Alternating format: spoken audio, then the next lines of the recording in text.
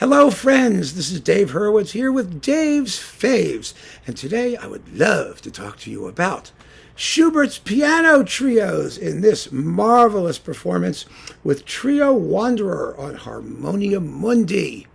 Now, Schubert's piano trios are both late works. They come from the last 2 years of his life.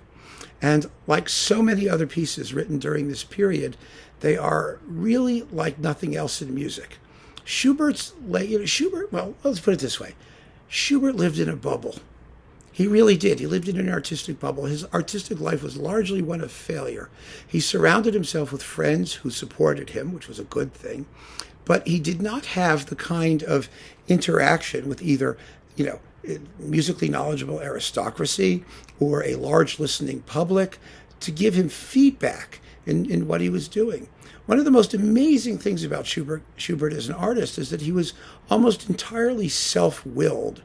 Why did he write piano trios? He didn't have any commissions. There was no reason for him to do it. He wrote the quintet, he wrote trios, he wrote quartets, he wrote the piano sonatas. He did it because he just did. There was something within him that required him to express his musicality in all of the media that were available to him then, including the orchestra, where he really had no hope of a performance. The second piano trio was actually published, and the publisher asked Schubert who it should be dedicated to. And Schubert said, nobody. It's dedicated to whoever enjoys listening to it. That's what Schubert said. That's an extraordinary thing for a composer in that day, particularly in the 1820s, where patronage was everything, where you either sold or published or you literally perished. You starved to death or you died. That's what happened to Schubert. I mean, he had syphilis and he was very, very ill. But the fact of the matter is, if you didn't have any patronage or support, what were you going to do? So he wrote these pieces, and there's a sense of otherworldliness about them. And you know what I'm talking about if you've heard them. Pieces like that string quintet, like these two piano trios, like the last piano sonatas, they are not entirely of this world, because his sense of expression and of form was classical, but it was also other. You couldn't really call it romantic yet, but there was something about it that was totally and completely you can't describe it. You have to listen to it, which, of course, is exactly what I keep talking about in these videos, that you must listen to it because there's nothing else quite like it. They are extraordinary pieces. They start like they should be classical pieces, with a first subject and a second subject and sonata form, but then the harmony happens and these gorgeous melodies take off, and all of a sudden you're in another realm. And, sometimes they may seem rather long as a result of that, somewhat discursive, but they're extraordinary works. Now, these performances, there are many performances of the Schubert trios that are wonderful. They really are. They're like the Brahms trios and the Beethoven trios and the Dvorak trios.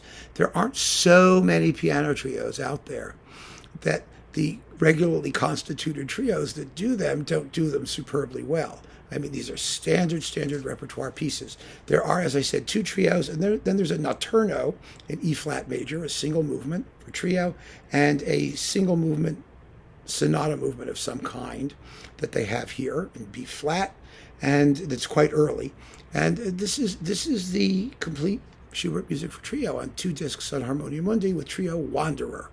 Now, the second trio actually has one bit of controversy that we need to talk about, or at least a textural issue.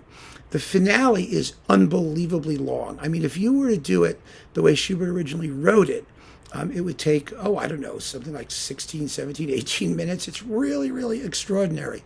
Schubert made cuts later on. First of all, you can take out the exposition repeat, which saves you 2 or 3 minutes, and then he cut about 90 bars elsewhere. It's an amazing finale. It's in cyclical form. It repeats the melody of the slow movement in a couple spots. So there is that as well. There is a tendency these days, of course, to restore the original, which is how the piece was originally played, and rather successfully, actually. And there's nothing wrong with doing that. But there's also nothing wrong with playing the revised version either. And so I do not want to get into a a conniption about which is better and why you should do one and not the other. You know, people love to argue about silliness like that. It's not relevant, trust me. This is the revised version of the finale. By the way, the playing is wonderful. The balances are impeccable. The sonics are stupendous. It's just beautiful. Absolutely beautiful. So if you don't know the Schubert trios, you know, Schubert's most characteristic music quite often, aside from his songs, is his chamber music.